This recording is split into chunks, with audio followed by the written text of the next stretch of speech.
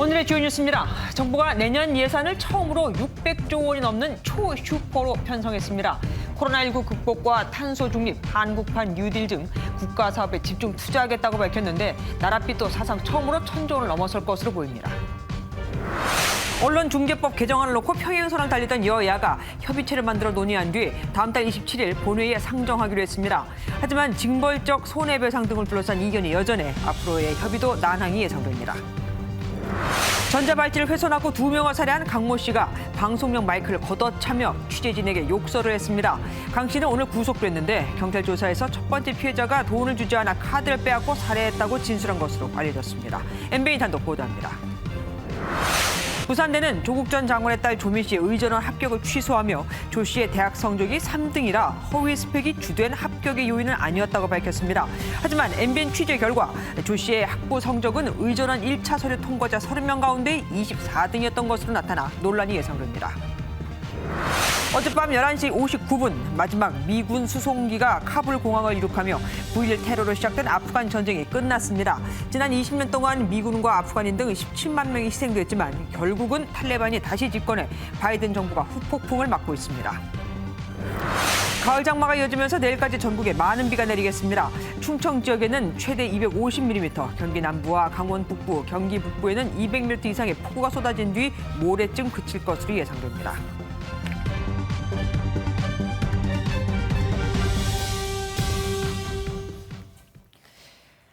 갑자기 남편이 내년에 꼭 사야 할 물건이라며 그 목록을 들고 왔습니다. 돈은 우선 빌리고 아이들이 커서 갚으면 된다고 합니다. 웃어야 할까요? 울어야 할까요? 정부의 마지막 예산인 내년도 예산안이 공개됐습니다. 나랏빚은 사상 처음으로 1,000조 원을 넘어설 것으로 보입니다. 먼저 박유영 기자가 보도합니다. 정부가 오늘 국무회의에서 604조 4천억 원 규모의 내년도 예산을 의결했습니다. 올해보다 46조 4천억 원, 8.3%가 는 건데 규모와 증가액 모두 역대 최대인 초슈퍼 예산입니다. 문재인 정부 5년간 정부 예산은 무려 200조 원 넘게 늘었지만 문 대통령은 이런 과감한 확장 정책이 경기 회복의 마중물이 될 거라고 강조했습니다. 정부 재정이 중소상공인과 자영업자, 취약계층을 보호하는 버팀목 역할을 하면서 국민의 삶과 일자리를 지키고 정부는 내년도 예산이 코로나 완전 극복과 코로나 이후 도약에 초점을 맞췄다고 설명했습니다. 코로나 백신 신규 구입과 전국민 접종, 국산 치료제 개발 등에 5조 8천억 원이 편성됐고 영업 제한 조치로 피해 입은 소상공인을 위해선 3조 9천억 원이 투입됩니다. 코로나 이후 도약을 위해 탄소 중립 사업에 12조 원, 한국판 뉴딜 2.0 사업엔 33조 7천억 원을 쏟아부을 예정입니다. 다만 눈덩이처럼 불어난 나라빚이 걱정입니다. 내년 예산이 이대로 집행되면 국가 채무는 사상 처음으로 1,000조 원을 넘겨 1,068조 3천억 원까지 치솟고 그 결과 국민 한 명당 2,061만 원의 나라빚을 떠안게 됩니다. 1인당 국가 채무액이 2천만 원대를 기록한 것도 이번이 처음입니다. 정부는 세금 수입도 올해보다 56조 원 늘어난 548조 8천억 원으로 잡아 내년 조세 부담률은 사상 처음 GDP의 20%를 넘어설 전망입니다. MBN 뉴스 박영입니다. 예산을 항목별로도 살펴보죠. 코로나 백신 비용을 포함해 복지 예산은 사상 처음으로 200조 원을 넘어서고 토건 사업은 안 하겠다고 공언했던 이 정부에서 SOC 예산도 역대 최대 규모인 27조 5천억 원을 투입합니다. 아플 때 최저임금 60%를 받고 쉴 수 있는 수당 제도도 시범 실시되고 군대 화장실의 비대 설치 예산과 달 탐사 예산도 여기 포함됐습니다. 장명훈 기자가 보도합니다. 내년도 보건복지 고용 예산은 217조 원, 올해보다 8.5% 늘어 사상 처음으로 200조 원을 돌파했습니다.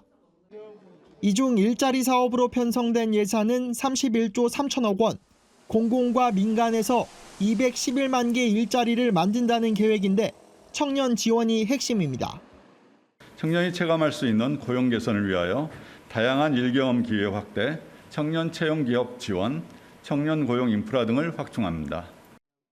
또 아파서 일을 못할 때 최저임금의 60%를 지원하는 상병 수당도 110억 원을 편성해 6개 지역에서 시범 도입됩니다.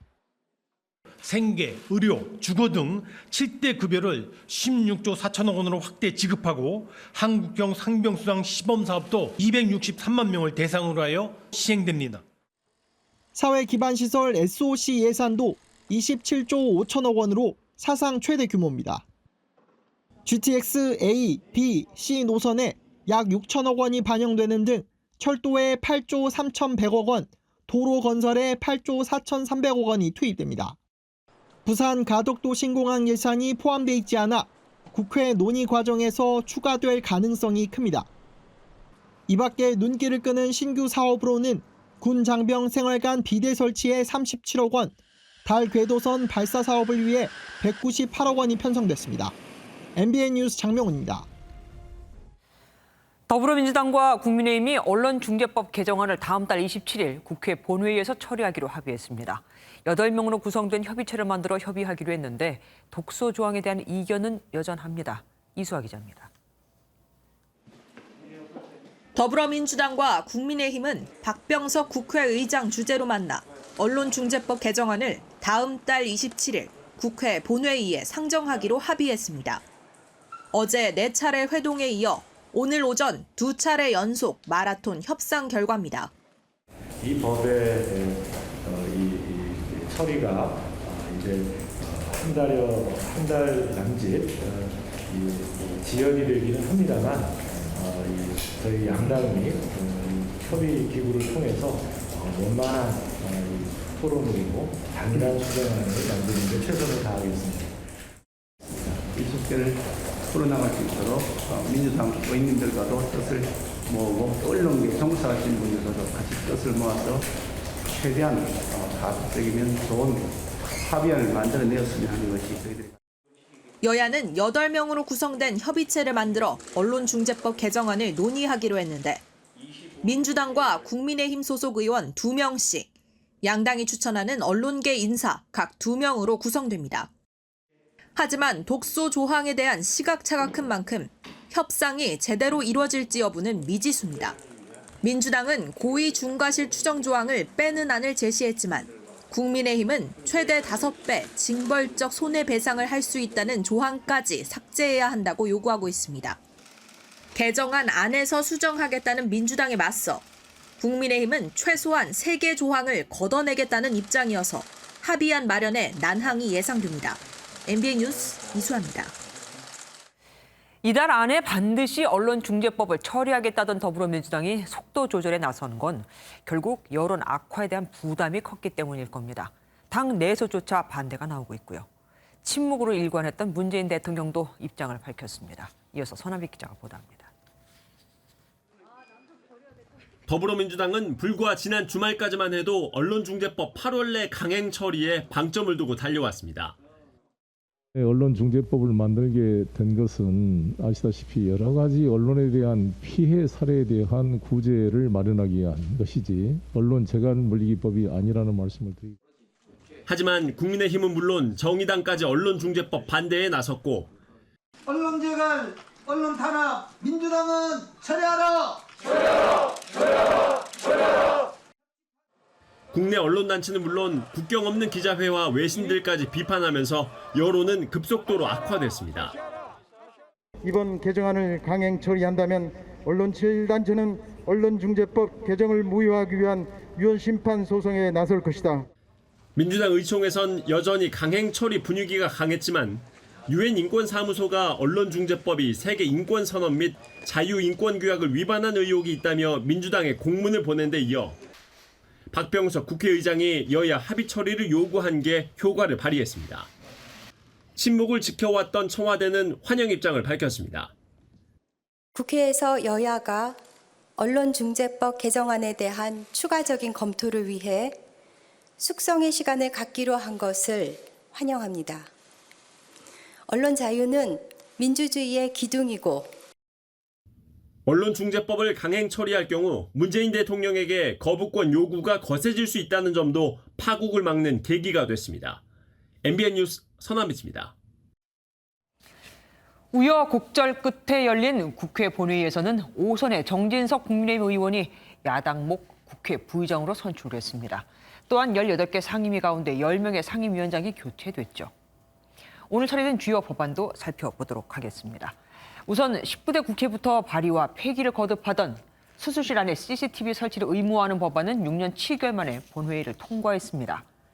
환자나 보호자가 요구할 때 촬영할 수 있고 음성 녹음은 환자와 의사 모두가 동의할 때만 가능한데 의료계는 헌법 소원 제기 등 법적 투쟁을 예고했습니다. 1가구 1주택자의 종합부동산세 과세 기준선을 공시지가 9억 원에서 11억 원으로 상향하는 법안도 처리가 됐고 자사의 결제 시스템만 사용하도록 강제하는 걸 금지한 일명 구글 갑질 방지법도 통과됐습니다. 전 세계에서 처음입니다. 사립학교가 신규 교원을 뽑을 때 1차 시험인 필기시험을 각 시도 교육청에 위탁해 치르도록 하는 사학법 개정안도 국회 문턱을 넘었는데 교육계 일각에서는 사학의 자유를 과도하게 침해한다며 강력 반발하고 있습니다. 이어서 심가현 기자가 보도합니다. 사립학교법 개정안이 본회의를 통과하기 직전 궂은 날씨에도 사학단체 관계자가 1인 시위를 이어가고 있습니다. 일부 사학을 빌미로 국가의 통제를 극대화하는 마타도식 사학 말살을 강력히 규탄한다. 오늘 통과된 사립학교법 개정안에 따르면 신규 교사 채용의 1차 관문인 필기시험을 각 학교가 아닌 시도교육청에 위탁해 치르도록 의무화했습니다. 이를 통해 부정채용 관행을 개선하겠다는 취지지만 일부 사학에서는 무늬만 사학을 만드는 독소 조항이라고 지적하고 있습니다. 또 학교의 예결산 등을 심의하는 학교운영위원회의 법적 지위를 심의기구로 격상한 것은 운영권을 제한한다고 비판하고 있습니다. 사학단체들은 헌법 소원을 통해 법의 집행을 막겠다며 강하게 반발하고 있습니다. 법적 대응은 헌법 소원밖에 방법이 없어요. 지금 우린 힘으로 할 수 있는 방법이 법적 대응밖에 지금 없습니다. 정교조 측은 사학들도 국가의 재정 지원을 받는 만큼 채용 비리를 막기 위한 교육청의 관할권을 받아들여야 한다고 찬성의 뜻을 밝혔습니다. 교육계 곳곳에서 찬반 양측이 팽팽하게 맞붙고 있어 법안 시행 전까지 논란은 이어질 것으로 보입니다. MBN 뉴스 심가현입니다. 미국이 아프간 철수 시한인 31일이 되기 1분 전에 미군과 일반인의 철수를 완료했다고 공식 선언했습니다.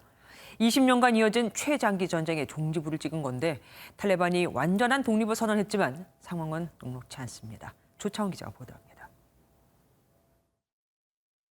현지 시각 30일 밤 11시 59분 주 아프간 미국 대사 대리와 대피 작전을 지휘한 사단장을 태운 군 수송기가 카불 공항을 이륙했습니다. 약 1시간 뒤 미군은 긴급 브리핑을 열어 철수 완료를 선언했습니다. Every single U.S. service member is now out of Afghanistan. I can say that with 100% certainty. 바이든 대통령도 아프가니스탄에서의 20년 주둔을 끝냈다는 성명을 내고 곧 대국민 연설에 나설 예정입니다. 지난 18일간 카불 공항을 통해 아프가니스탄을 탈출한 사람은 미국인 6천 명을 포함해 모두 12만 3천여 명. 테러 위협이 계속되자 미군은 철수를 하루 앞당겼습니다. 공항을 접수한 탈레반은 하늘에 총탄과 폭죽을 쏘며 완전한 독립을 선언했습니다. 탈레반은 미국 등 국제사회와는 좋은 관계를 원한다는 메시지를 내놓았지만 상황은 녹록지 않습니다. Any engagement with a Taliban-led government in Kabul will be driven by one thing only, our vital national interests.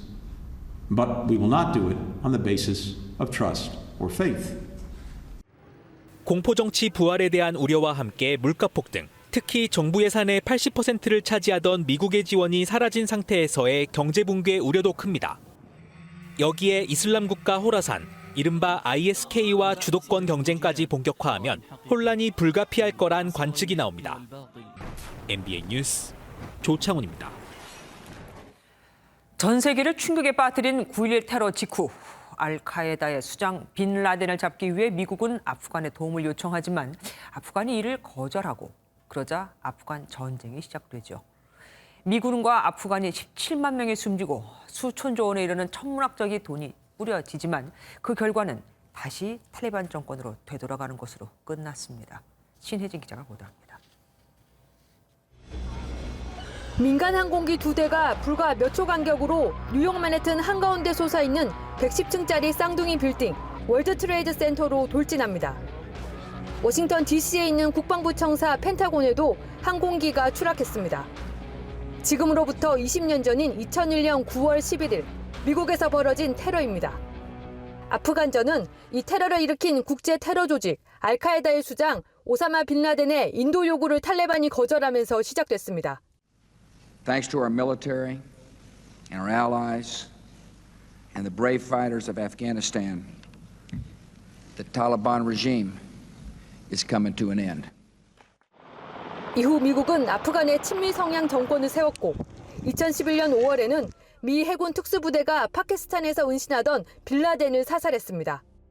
Tonight, I can report to the American people and to the world that the United States has conducted an operation that killed Osama bin Laden, the leader of Al-Qaeda.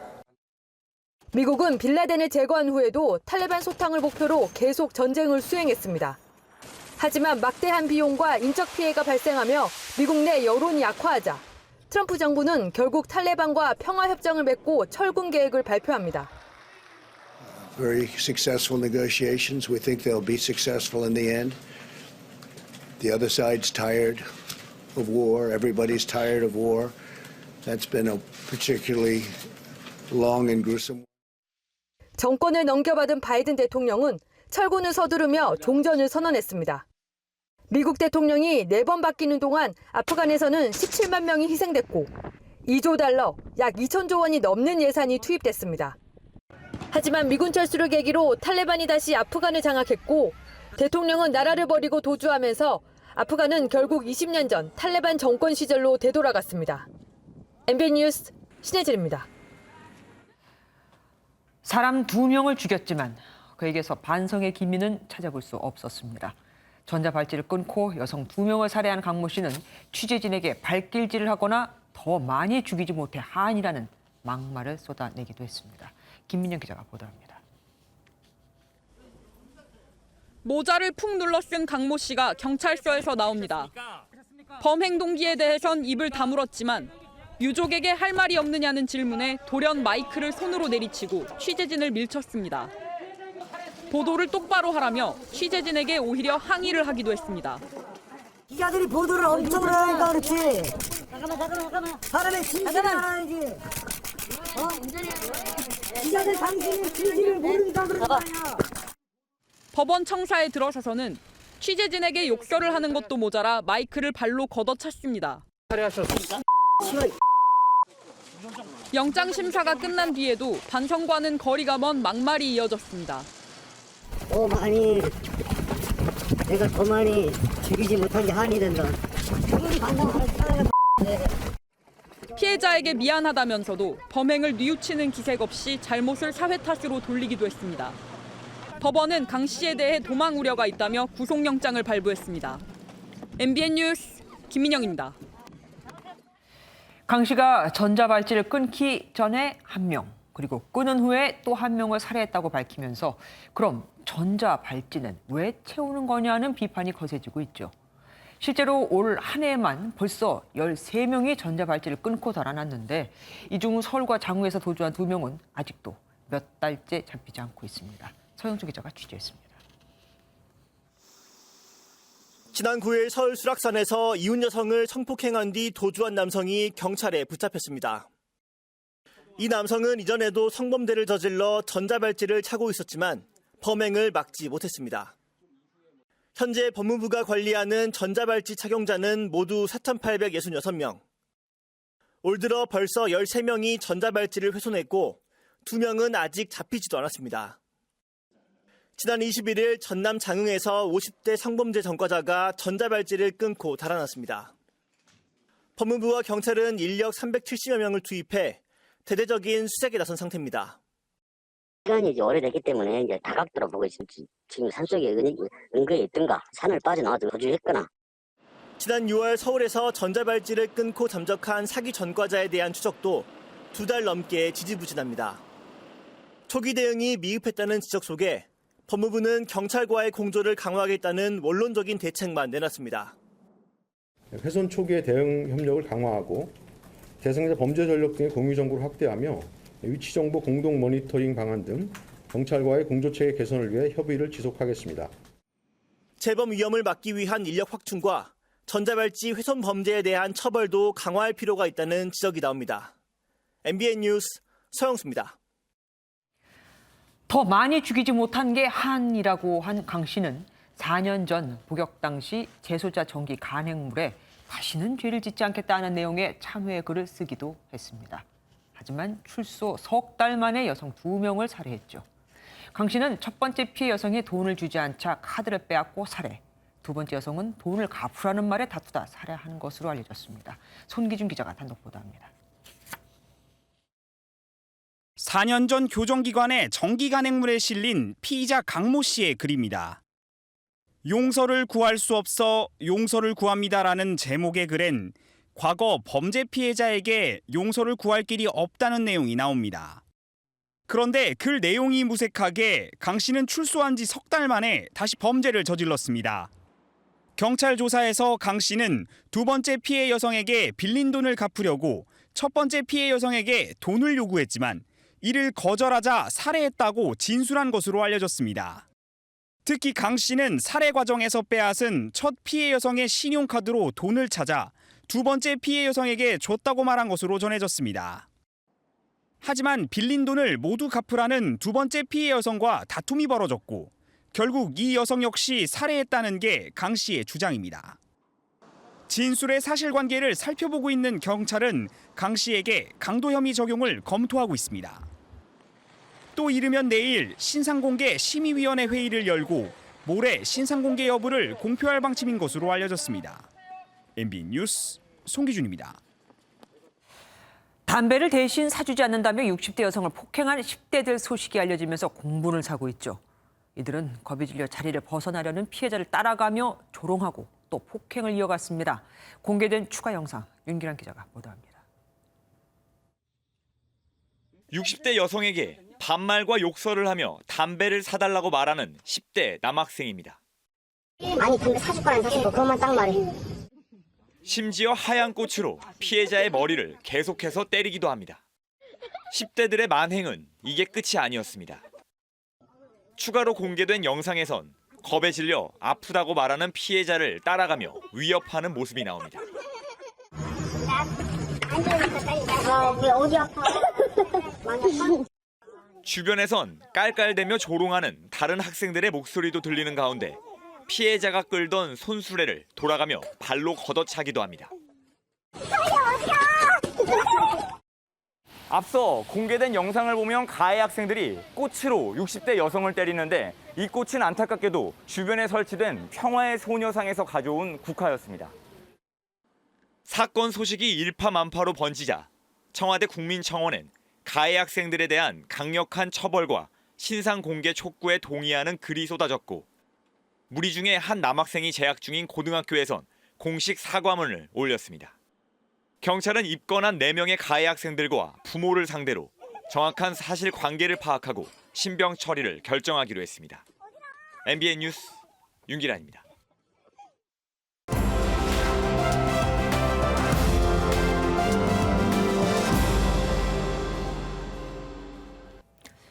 키워드를 살펴보는 픽뉴스 시간입니다. 오늘은 사회부 강용호 기자와 얘기 나눠보겠습니다. 첫 번째 키워드는 뭡니까? 네, 첫 번째 키워드는 두 번째 냉동인간입니다. 최근에 이 냉동인간 기술에 대한 연구가 아주 활발하더라고요. 그런데 벌써 두 번째라고요? 네, 우리나라 이야기입니다. 네. 국내 한 냉동인간 기술 업체가 시신 냉동 보존 작업에 성공했다는 소식이 전해졌습니다. 네. 지난해에 이어 두 번째인데요. 주인공은 지난달 담도암 치료를 받던 도중 숨진 50대 여성입니다. 갑작스럽게 아내를 떠나보내게 된 남편이 업체 측에 냉동 보존을 요청했습니다. 시신에서 혈액을 빼낸 뒤 세포 파괴를 막기 위한 동결 보존액을 주입했고 다음 달 영하 196도의 냉동 보존 방이 완성되는 대로 보관될 예정입니다. 사실 냉동인간은 해외에서 더 많이 작업이 되고 있지 않습니까? 네, 맞습니다. 냉동인간 작업의 궁극적 목표는 얼린 냉동인간을 되살리는 이른바 부활에 있겠죠. 네. 아직 사람을 되살린 경우는 없지만 해외에선 미세한 크기의 다세포 생물이나 선충을 대상으로 부활에 성공한 사례가 보고되고 있습니다. 아직 먼 이야기긴 하지만 의학기술의 발달로 어쩌면 100년 뒤엔 냉동인간이 우리 사회의 새로운 구성원이 될 것이란 전망도 조심스럽게 나오고 있습니다. 참 가격도 만만치 않을 것 같은데 말이죠. 두 번째 키워드는 뭡니까? 네, 두 번째 키워드는 우산 공포증입니다. 아, 이거 최근 있었던 그 법무부 차관의 그 우산 의전 논란 때문에 아닙니까? 네, 맞습니다. 최근 정치권에 확산하고 있는 우산 공포증 얘기인데요. 얼마 전 강성국 법무부 차관의 과잉 의전이 논란이 된 이후 정치인들이 이제는 자기 스스로 우산을 쓰기 시작했습니다. 어제 세종시를 방문한 윤석열 전 검찰총장이 양손으로 우산을 꼭 쥔 모습이 포착됐는데요. 수행원이 우산을 들어주려고 할 땐 측근들이 그러지 말라고 소리치기까지 합니다. 윤 전 총장뿐 아니라 이낙연 전 대표와 홍준표 의원 등 유력 정치인들도 앞다퉈 셀프 우산을 인증하고 있는데요. 네. 우산 한번 잘못 썼다가 불필요한 논란에 휘말리지 않을까 노심초사하는 모습입니다. 다음 주까지는 가을 장마가 예상돼 정치권의 우산 공포는 한동안 계속될 전망입니다. 대선 주자들은 참 신경 쓸 게 한두 가지가 아닙니다. 어쨌든 일반 국민들 입장에서는 혼자 우산 쓰는 게 당연한 거니까 마냥 웃을 수만도 없는 문제입니다. 다음 키워드 보겠습니다. 네, 다음 키워드는 뻔뻔한 형제입니다. 어떤 형제인데요? 네, 자신을 길러준 70대 할머니를 살해한 10대 고교생 형제의 일입니다. 네. 어제 자정을 조금 넘긴 시각 형제는 잔소리를 한다는 이유로 할머니를 흉기로 수십 차례 찔러 살해했는데요. 현장에 있던 할아버지의 신고로 긴급 체포된 형제가 오늘 영장심사의 모습을 드러냈습니다. 할 말이 없냐는 취재진의 질문에 한숨만 내쉰 형제는 담담한 표정으로 법정에 들어섰습니다. 형제는 9년 전부터 조부모와 살아온 것으로 전해지는데요. 특히 몸이 불편한 할아버지를 대신해 할머니가 형제를 주로 돌본 것으로 알려져 공분을 더하고 있습니다. 9년이면 할머니가 굉장히 고생하셨겠습니다. 할아버지까지 또 챙겨야 됐을 테니까요. 20개월 된 딸의 살해범에 대한 새로운 증언이 또 나왔던데 그것도 있습니까? 네, 전 국민적인 공분을 사고 있는 20개월 딸 살해범의 장모가 한 매체와 인터뷰를 했습니다. 장모는 결혼 당시부터 죽은 손녀를 발견했을 때 상황을 전하며 범인에 대한 엄벌을 촉구했는데요. 아내와 딸에 대한 상습적인 폭행은 물론 결혼 생활 당시 인간으로서 도무지 상상하기도 힘든 행동을 해온 것으로 보입니다. 해당 내용 한번 들어보시겠습니다. 엄마보다 더한 악마예요. 제가 어디 잠깐 시장 갔다 온 사이에 빨개를 먹고 있더라고요. 근데 아기가 옆에 있는 거예요. 장모에게 성관계와 관련된 제안을 하기도 했더라고요. 참 무서운 세상입니다. 네 번째 키워드는 뭡니까? 네, 네 번째 키워드는 지금이 60년대냐입니다. 우리나라 얘기입니까? 네, 또 우리나라 군대 얘기입니다. 이번엔 육군인데요. 네. 최근 한 SNS 페이지에 이 작전사령부 근무지원단 병사라고 밝힌 누리꾼이 부대가 민감한 개인정보를 수집했다는 글을 올렸습니다. 부모의 월 수입, 여자친구의 주소와 직업 등을 수집했다는 것인데요. 해당 병사는 항목에 문제가 있다고 이의를 제기했는데 그냥 쓰지 마라, 왜 유난이냐 등의 답변만 돌아왔다고 전했습니다. 사안이 논란이 되자 부대 측은 일일 결산 수첩에 부적절한 문항이 포함된 것을 확인했다며 해당 수첩을 전량 폐기했고 유사 사례가 재발하지 않게 하겠다고 해명했습니다. 군대에서 부모님 월 수입이 왜 필요할까요? 지금까지 사회부 강영호 기자와 함께했습니다. 부산대가 의전원 합격을 취소하면서 조국 전 장관의 딸 조민 씨의 대학 성적은 3등, 영어 성적은 4등으로 높아서 동양대 표창장 등 허위 스펙이 주요 합격 요인은 아니었다고 설명했죠. 그런데 MBN 취재 결과 정경심 교수의 1심 판결문에 나와 있는 조 씨의 학부 성적은 1차 서류 통과자 30명 가운데 24등이었습니다. 부산대는 왜 다르게 발표했을까요? 부산대 발표가 괜한 논란을 낳고 있습니다. 민지숙 기자가 단독 보도합니다. 부산대는 지난 24일 부정입학 의혹을 받아온 조국 전 법무부 장관의 딸 조민 씨의 의학전문대학원 입학을 취소했습니다. 허위 정보를 기재한 경우 불합격 처리를 한다는 모집 요강에 근거한 조치라고 설명했습니다. 하지만 조 씨의 학부 성적은 3등, 영어 성적은 4등으로 상위권이었으며 허위 스펙이 주요 합격 요인은 아니라는 설명을 덧붙였습니다. 전적 대학의 성적이 3위였고 공인 영어 성적이 4위였습니다. 허위 스펙을 이용한 서류평가서를 하기보다는 전적 학교의 대학 성적과 공인 영어 성적이 크게 좌우한 걸로 이렇게 보여집니다. 조 전 장관도 SNS에 자신의 딸이 학부 성적과 영어 성적 등이 높아 딸 때문에 다른 탈락자가 생겼다는 근거는 없다는 부산대 발표 결과를 인용했습니다. 하지만 MBN이 확보한 정경심 교수의 1심 판결문을 보면 조 씨의 학부 성적은 부산대 발표와는 차이가 있습니다. 판결문엔 조 씨는 대학 성적에서 평점 평균 14.73점을 100점 환산 점수로 14.02점을 받았고 이는 1단계 전형 합격자 30명 중 24등에 해당하는 점수라고 기재돼 있습니다. 이처럼 배치되는 내용에 대해 부산대 측은 입학 전형 공정위의 진상조사 보고서 내용을 그대로 인용해 발표했을 뿐이라고 밝혔습니다. 법조계 관계자는 부산대가 입학 취소를 발표하며 허위 스펙이 큰 영향을 미치지 않았다고 덧붙인 건 불필요한 논란거리만 제공한 셈이라고 꼬집었습니다. MBN 뉴스 민지숙입니다. 택배 대리점주가 노조원들과의 갈등 끝에 극단적인 선택을 했습니다. 유서에는 노조원들의 집단 괴롭힘과 태업에 더는 버틸 수가 없다. 지옥 같다고 적혀 있었죠. 박은지 기자가 보도합니다. 경기도 김포에서 택배 대리점을 운영하던 이모 씨는 어제 세 자녀를 남기고 극단적인 선택을 했습니다. 유서에는 일부 노조원들의 업무 방해와 태업으로 하루하루가 지옥 같았다고 적혀 있었습니다. 이 씨의 유족은 수수료 문제를 놓고 노조원들의 괴롭힘이 계속됐다고 말했습니다. 5% 갖고는 운영이 안 돼요. 김포에서 우리만 월등하게 수수료를 많이 줄 수 없는 거고 집에선 거의 얘기를 안 했었고 술을 거의 매일 먹고요. 이 씨와 대리점 직원들의 단체 대화방에서 올라온 글을 입수했습니다. 점주인 이 씨와 비노조원들에 대해 인신공격이 난무합니다. 해당 택배사의 대리점 연합회는 택배 노조가 갑질을 하고 있다며 유족들의 법적인 대응을 돕겠다고 밝혔습니다.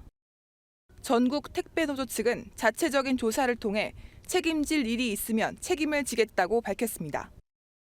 대리점 연합은 정부에도 이번 사건 이후에 대책을 마련해 줄 것을 촉구했습니다. MBN 뉴스 박은지입니다. 이낙연 캠프가 제기한 변호사비 대납 의혹에 이재명 지사가 직접 공식 사과를 요청했습니다. 이낙연 측은 대통령 후보 자격 검증위가 필요하다며 맞받아쳤죠. 민변이 왜 친형 입원 논란을 무료 변론해 준 거냐?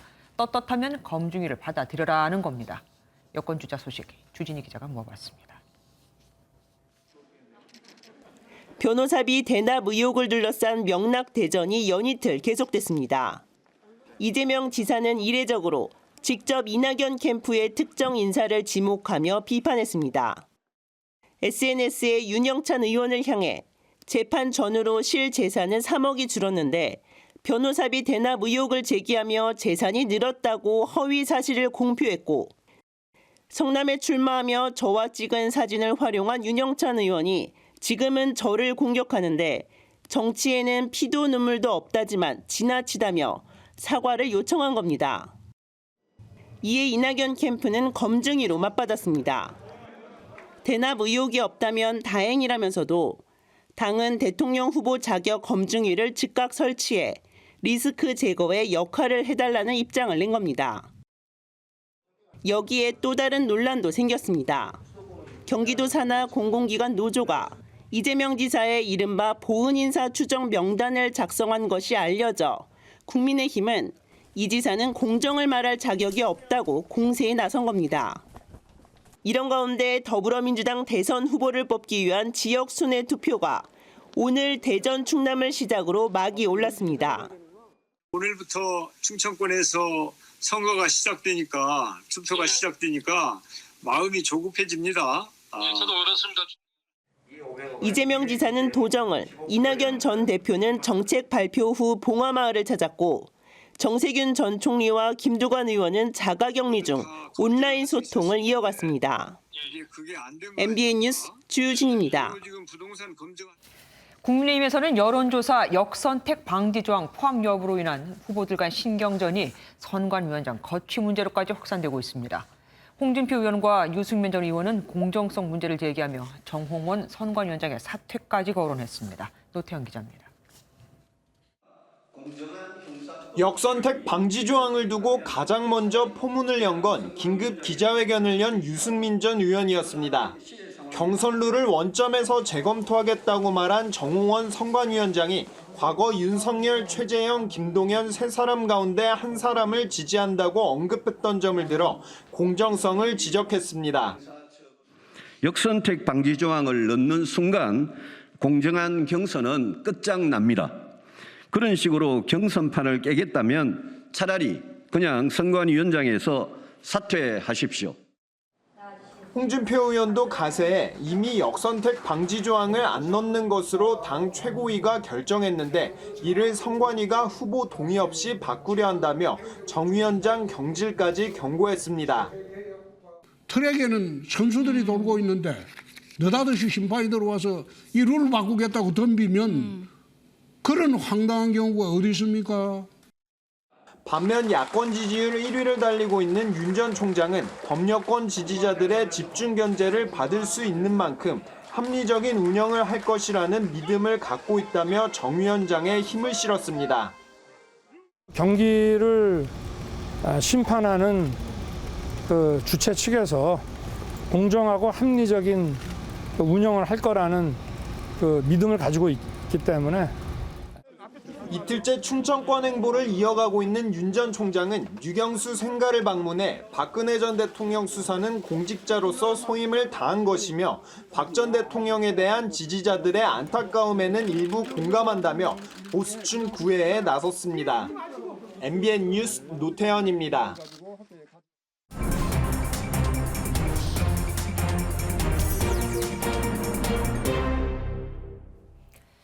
정치권 뒷이야기를 알아보는 정치 톡톡 시간입니다. 오늘은 원중희 기자와 자세한 얘기 나눠보도록 하겠습니다. 어서 오십시오.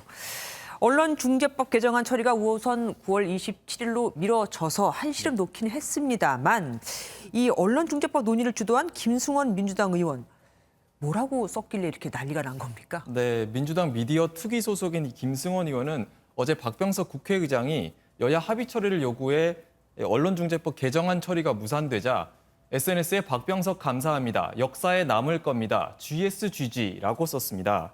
이 GSGG는 상대방을 비하할 때 사용하는 욕설의 앞글자를 영어로 표기한 것으로 추정이 되는데요. 우리가 흔히 쓰는 개, 뭐를. 예, 그렇습니다. 당연히 논란이 불거졌고요. 김 의원은 6차례나 SNS를 수정했는데 해당 표현을 삭제하고 호칭도 의장님이라고 바꿨습니다. 그리고 GSGG는 정치권이 국민을 위해 봉사해야 한다는 뜻의 Government Serve General G의 약어였다고 설명했는데 이 또한 출처도 불분명하고 이 G의 의미도 사실 알 길이 없습니다. 해명이 너무 옹색한데요. 네. 그리고 좋은 뜻이면 굳이 삭제할 이유가 없을 텐데 왜 그랬을까요? 네, 자신의 해명에도 논란이 커지자 김 의원은 오늘 본회의 직전 의장실을 방문해서 박 의장에게 직접 사과를 했습니다. 박 의장은 실망했다는 질책과 함께 더 잘하라는 덕담까지 해준 것으로 전해졌고요. 이와 관련해서 금태섭 전 의원은 국회의장에게 약어를 써서 공개적으로 욕을 한 의원은 반드시 국회에서 징계해야 한다 이렇게 비판했습니다. 게다가 또 국회의장이 민주당 출신인데 말이죠. 네. 뿐만 아니라 김승원 의원은 윤희숙 의원과도 지금 문제가 생겼습니다. 네, 가짜뉴스 공방에 휩쓸린 건데요. 네. 해당 발언은 한 라디오 인터뷰에서 나왔습니다. 먼저 직접 한번 들어보겠습니다. 지금 사표를 냈다는 얘기를 제가 들어본 적이 없고요. 국민의힘당에서 그 본회의 안건으로 올려달라는 청을 했다는 얘기도 들어본 적이 없습니다. 그렇죠. 원내대표가 국회의장님한테 청을 해야 되는 거죠. 사표 내고. 예, 맞습니다. 그래서 저는 약간 이게 쇼 아닌가. 잠깐만요. 윤 의원은 사직서를 냈잖아요. 네, 그렇습니다. 윤 의원은 그런데... 의원직 사퇴를 선언했던 지난 네네. 25일에 이미 사퇴서를 제출한 것으로 국회 의안정보 시스템 홈페이지를 보면 확인할 수가 네네. 있습니다. 이 때문에 윤 의원은 언론중재법 처리를 주도하고 있는 여당 의원이 오히려 허위 사실을 유포하고 있다면서 온통 세상이 블랙 코미디라고 비꼬았습니다. 참고로 윤희숙 의원 사직서는 오늘 본회의 안건에 오르지 않아서 사퇴는 당분간 어려워질 전망입니다. 왜 안건에 올리지 않았죠? 네, 아무래도 오늘 안건에 올릴 경우에 민주당의 그 부동산 의혹을 받고 있는 의원들한테도 탈당 요구가 거세질 것이기 때문에 부담을 느낀 것으로 보입니다. 네, 국민의힘 대통령 후보 선거 후보자 등록에는 15명이 등록을 했더라고요. 네. 엄청 많았습니다. 여기에 안상수 전 인천시장도 등록이 돼 있던데 안 전 시장이 허경영 국가혁명당 명예대표와 의기투합했다는 소식 들었습니다. 네, 안 전 시장은 오늘 허경영 타운으로 불리는 하늘궁에서 허 대표를 만나서 서로 대선 공약에 대해 의견을 교환했습니다. 네. 안 전 시장은 허 대표에 대해서 민주당 이재명 경기지사보다 낫다 이렇게 평가하기도 했습니다. 이재명 후보는 재원에 대한 얘기는 별로 안 하고 그냥 퍼주는 얘기만 하는데 이 양반이 이렇게 들어보니까 그런 대로 또 재원에 대한 대책도 가지고 있고. 네, 안 전 시장은 얼마 전 비전 발표회에서 빗자루를 들고 나와서 문재인 정부의 쓰레기를 치우겠다라는 퍼포먼스를 보여서 화제를 모은 바도 있습니다. 네, 여기까지 듣겠습니다. 정치부 원주희 기자와 함께했습니다. 육아용품과 생활용품을 공동구매로 싸게 구입할 수 있다고 속여 주부들에게 사기를 친 일당이 입건됐습니다. 육아용품이라고 하니 피해 금액이 별로 안 클 것 같죠. 피해자만 2만 명, 액수도 4천억 원이 넘고 피해자 중에는 전 재산을 날린 사람도 있습니다. 박기영 기자가 보도합니다. 한 온라인 공동구매 사이트입니다. 시중가보다 절반 이상 싸다는 말에 소비자들이 많은 문의글을 남겼습니다. 아이들 우유나 물티슈 그리고 애기용품 같은 걸로 이제 시작을 했었거든요. 인원이 모아지고 나서는 건조기, 청소기 엄마들이 해서 구매를 굉장히 많이 했죠. 가정용품은 물론 순금까지 터무니없는 가격에 판매했지만 물건을 보내주지 않고 시간을 끌기가 일쑤였습니다. 나중에 봤더니 이게 돌려막기였던 거죠. 다른 소비자들의 돈을 끌어와서 물건을 다시 사서 보내주고 이런. 2019년 초부터 2년 가까운 사이트 운영 기간에 피해를 본 사람은 2만여 명, 피해 금액은 4,700억 원에 달합니다. 거의 한 5억 가까이 돼요. 이혼하신 분도 많고 대출 다 끌어당겨갖고 다 써가지고 생활비도 없어서. 사이트 운영자들은 SNS 채팅방을 이용해 구매자들을 안심시켰는데 환불을 요청하는 구매자는 채팅방에서 내보내거나 거래 정지를 시키기도 했습니다. 대부분 20, 30대 여성인 피의자들은 생활비를 아끼려는 주부들의 심리를 악용했습니다. 가격이 굉장히 저렴하다라고 하면 소비자들이 굉장히 많이 몰리거든요. 다른 품목의 구매로 유도를 하는데 소비자들 한 분 한 분이 위험성 또는 안전성에 대해서 진단을 하시고 구매에 참여하시는 게 좋겠습니다. 경찰은 일당 14명을 사기와 유사수신 행위법 위반 혐의로 입건하고 범죄 수익 일부에 대해 1차 몰수보전을 신청했습니다. MBN 뉴스 박규원입니다.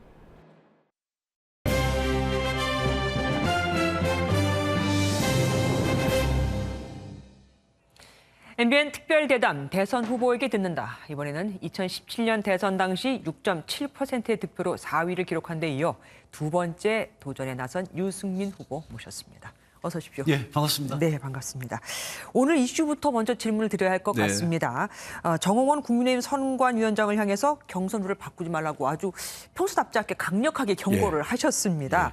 역선택 방지 조항이 문제의 핵심이죠. 예, 그런데 일단 정 의원은 특정 후보에게 유리하게 하지 않는다고 그렇게 얘기를 하긴 했습니다. 근데 정홍원 선관위원장 오시기 전에 이미 우리 경선준비위원회하고 최고위원회의가 두 번에 걸쳐서 결정을 다 해뒀습니다. 그런데 그 결정해둔 상태에서 역선택 방지 조항이라는 거를 그걸 넣으면 그거는 뭐 명백하게 윤석열 후보한테 더 유리해지는 그런 식으로 룰을 바꾸는 거기 때문에 지금 한창 이제 경선이 진행되고 있는 과정에 선관위원장 한 사람 바뀌었다고 해가지고 경기 규칙이 바뀌는 거는 그것도 특정 후보한테 분명히 유리하게 바뀌는 거는 저는 맞지 않다고 생각해서 이미 다 짜져 있는데 갑자기 바꾸는 거는 옳지 않다. 그런데 또 한편으로는 아까 유리한 얘기를 하셔서 말씀인데요. 이준석 대표가 우리 유 후보님을 편든다, 유리하게 하려고 한다는 얘기도 사실 많이 듣고 계시잖아요. 그 오해를 많이 받죠. 왜냐하면 그거는 이준석 대표하고 저하고 아주 오랜 친분 관계 때문에 이준석 대표가 당대표 되기 전에 저를 지지하기도 하고 그런 것 때문에 오해를 많이 받아서 그 오해 때문에 제가 참 죽을 맛입니다. 그런데 당대표가 되고 나서는 그렇게 할 수도 없고 방법도 없고 또 이준석 대표 그렇게 할 사람도 아니고 저도 이준석 대표한테 저한테 더 유리하게 특혜를 달라 이런 거 요구할 생각이 아예 없습니다. 그 이준석 대표는 지금 손을 뗀다 그러니까 손 떼면 되시는 거고 정홍원 선관위원장 새로 오셔가지고 오시기 전부터 윤석열 후보를 자기가 지지한다 그러고 만나기도 하고 그런 분이 와가지고 윤석열 후보는 지금 중도층이나 무당층에서 지지가 굉장히 약하거든요. 근데 그런 거 민주당이나 정의당이 이거 다 빼고 국민의힘 지지자 위주로 그렇게 경선 룰을 바꾸면 그거는 저는 받아들일 수가 없습니다. 예. 그리고 출마 선언 이후 어제까지 대구 경북 지역에 5번 이상 가셨죠? 예, 출마 선언하고 대구와 경북 각지에 나흘간 다니다 왔습니다. 아무래도 예전 과거가 있기 때문에 같이 겁도 났을 것 같아요. 분위기 어떻던가요? 뭐 제가 그 일은 한두 번 당하는 것도 아니고요. 네. 제가 박근혜 대통령하고의 불편한 관계 때문에 네. 대구 경북의 시도민들께서 저한테 서운함을 아직 갖고 계시거든요. 네, 아직도. 그건 뭐 분명한 사실이죠. 그래서 제가 그거는 제가 정말 소신과 양심에 따라서 한 거다. 그 결정은. 그걸 가지고 저한테 대해서 좀 서운한 감정 그거는 좀 밀어주시고 좀 뒤로 해주시고 정권 교체를 어떻게 하면 할 수 있느냐.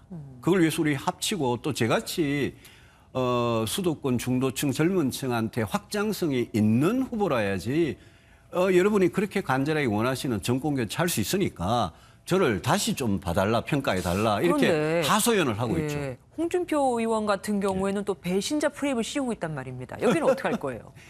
홍준표 후보하고 언제 그 문제 나오면 언제 한번 세게 제가 붙을 생각입니다만은 네.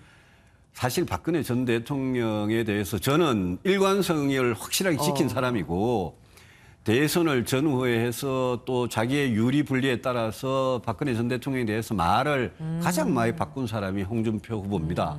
그래서 그 점에 대해서는 나중에 홍준표 후보 계실 때 본인 계실 때 제가 언제 한번 세게 한번 따지겠습니다. 예, 어쨌든 일관성을 갖고 계속해서 밀어붙여 저는 왔다. 저는 어떤 거든지 정치인한테는 일관성이 굉장히 중요하다고 생각하고 그렇죠. 제가 말을 바꾼 적이 없습니다.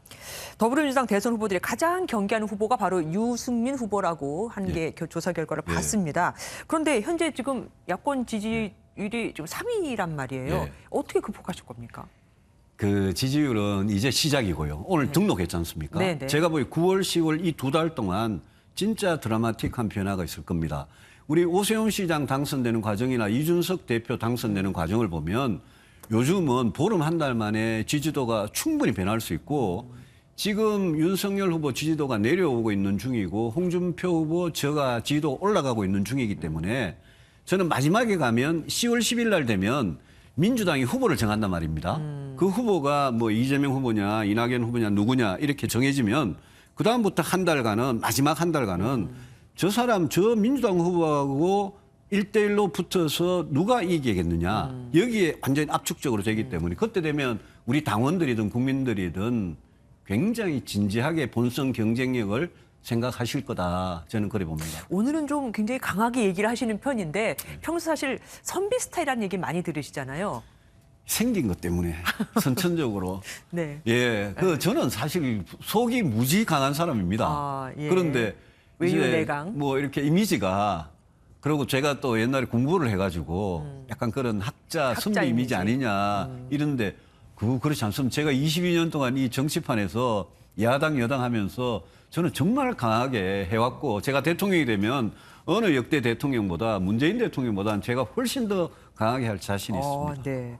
대선 공약에서 가장 관심 모으는 게 역시 부동산 문제 아니겠습니까? 그렇죠. 다주택자에 대한 유 후보님의 생각이 궁금합니다. 예. 양도세나 취득세 같은 것도 마찬가지고요. 저는 1가구 다주택자에 대해서는 양도소득세, 취득세 또 재산세 그런 거를 중과하는 거는 좋다고 생각합니다. 그런데 지금 1가구 1주택자에 대해서 양도소득세나 취득세나 재산세가 문재인 정부 들어가지고 그 부동산 세금이 1주택자에 대해서도 너무 높아졌습니다. 그 부동산 세금은 저는 낮춰야 된다. 갈아탈 수도 없는. 예, 그럼요. 그 부동산 세금은 낮춰야 되고 세금보다 더 중요한 건 공급이라고 생각하고 그 공급도 민간 주도 방식으로 공급을 수도권에 해야만 집값하고 전월세가 안정이 된다고 생각합니다. 그럼 다주택자의 기준은 몇 채로 잡으십니까? 뭐 1가구 2주택 이상이 다주택자죠. 그러니까 다주택자에 대해서 세금을 중과하는 거 그거는 저는 할 수 있다고 생각합니다. 근데 2주택자가 있어야 또 어떻게 보면은 전세도 생기고 그래서 시장이 돌아가지 않겠습니까? 맞습니다. 근데 그래서 2주택자까지 다 잡으면은 아니요. 그래서 세금을 중과를 한다고 해가지고 그게 이제 버틸 만한 세금이어야 되겠죠. 1가구 2주택, 3주택, 4주택 갖고 있는 사람이 버티지 못하는 세금을 부동산 세금을 매길 수는 없겠죠. 말씀하신 대로 다주택자들이 전월세 물량을 내놓는 게 우리나라 전체 전월세 시장에서 굉장히 중요한 물량인데 그게 임대차 3법 때 그걸 굉장히 건드리는 바람에 지금 전월세가 더 올라갔습니다. 예, 알겠습니다.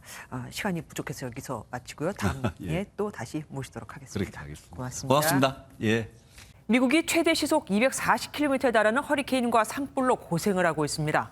특히 허리케인은 중심부가 이동하며 계속 피해가 커지고 있고 캘리포니아주에서는 대형 산불이 무섭게 번지면서 한 도시 전체에 대피령이 내려졌습니다. 이상은 기자입니다.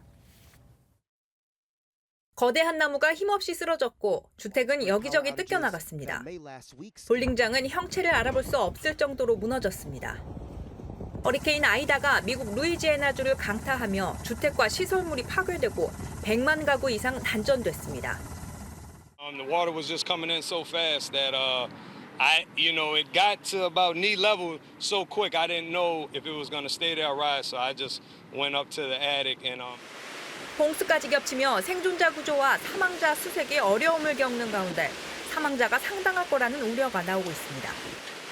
허리케인 중심부가 이동하면서 미시시피주까지 단전 등 연쇄 피해가 나오고 있습니다.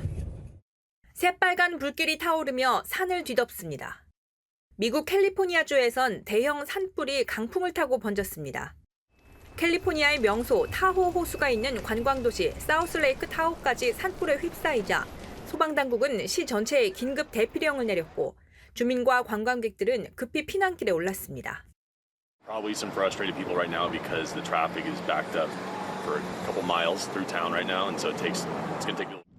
미국 기상청은 최대 시속 56km의 돌풍이 예상되며 산불이 캘리포니아를 넘어 네바다주까지 번질 수 있다고 경고했습니다. MBN 뉴스 이상은입니다.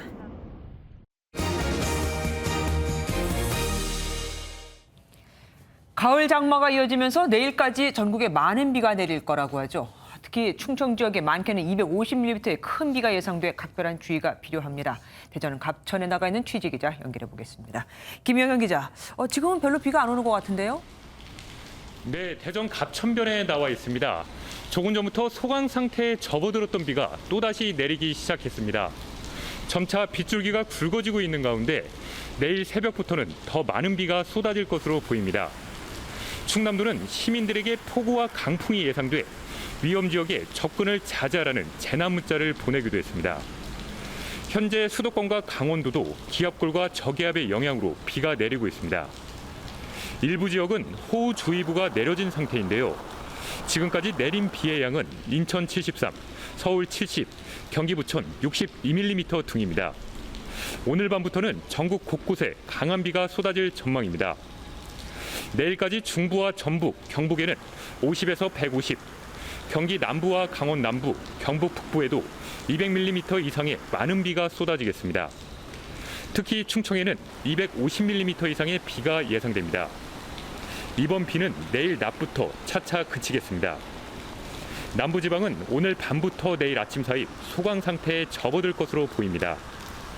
기상청은 밤사이 많은 비가 집중될 것으로 예상돼 각별한 주의를 당부했습니다. 지금까지 대전 갑천변에서 MBN 뉴스 김영현입니다. 코로나19 신규 확진자 수가 2주 만에 1,300명대로 내려왔지만 안심할 수는 없습니다. 수도권 비율이 다시 70%로 올라왔고 추석 때 이동량이 늘면은 확진자 수는 언제든 급증할 수 있거든요. 정부는 이번 주 금요일 추석 대책을 포함해 한 달짜리 방역 전략을 발표할 예정입니다. 유호정 기자입니다. 코로나19 신규 확진자 중 국내 발생은 1,333명입니다.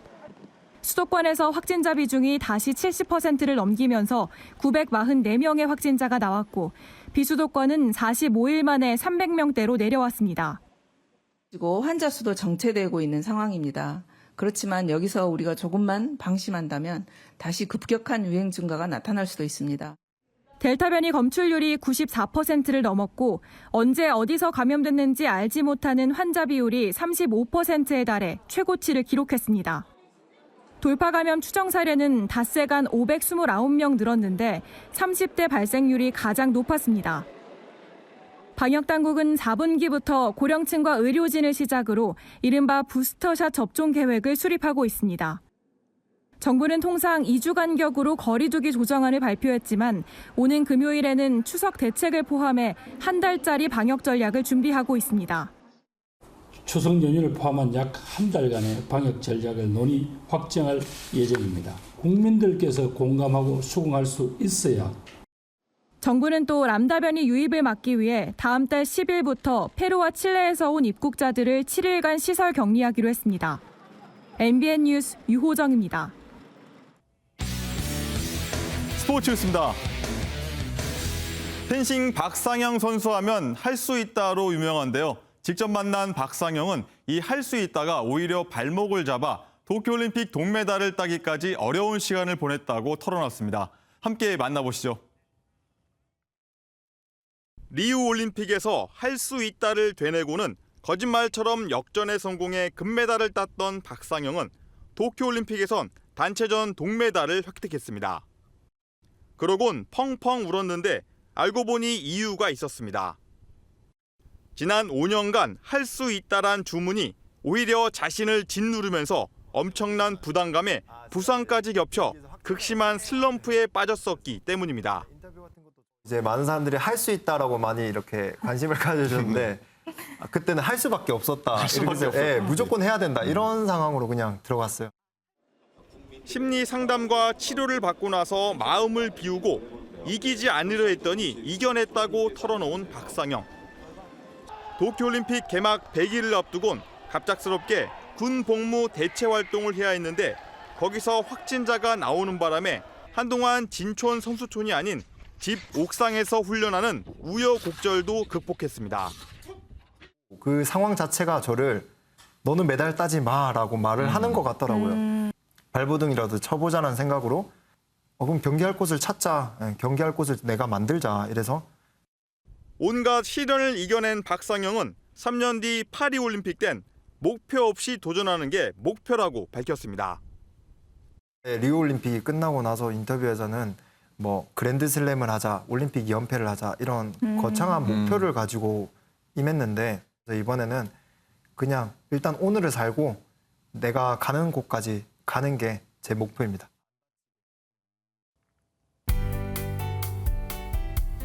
수도권과 충청, 강원에 호우특보가 내려진 가운데 강한 비가 집중되고 있습니다. 전북을 따라서도 강한 비가 집중될 것으로 보여서 호우 예비특보도 발효된 상황입니다. 비의 양이 매우 많습니다. 충청에는 250mm 이상, 수도권과 인천, 경기 남부와 강원 남부, 경북 북부에는 200mm 이상의 비가 집중될 것으로 보이고요. 그 밖에 중부지방과 전북, 경북 남부에도 최대 150mm가량이 예보되어 있습니다. 강한 비구름은 내일 오전까지 중부지방에 머무르겠습니다. 낮에는 전북과 경북 지역으로까지 확대되겠고요. 경남 지역의 비는 내일 오후부터 다시 강하게 쏟아질 것으로 보여서 피해가 없도록 철저한 대비가 필요합니다. 서해상에서 강한 비구름대가 들어오고 있는 모습 보이실 텐데요. 밤부터 이 빗줄기는 더욱 붉어지겠습니다. 중부지방 새벽까지 시간당 50에서 70mm의 매우 강한 비가 집중되겠습니다. 남부지방은 내일 아침 사이 소강 상태를 보이는 곳도 있을 것으로 보이는데요. 해안을 따라서는 바람이 매우 강하게 불겠습니다. 대부분 지역의 비는 모레 새벽에 그치겠지만 충청과 남부지방은 모레 또다시 비가 내리겠습니다. 날씨였습니다.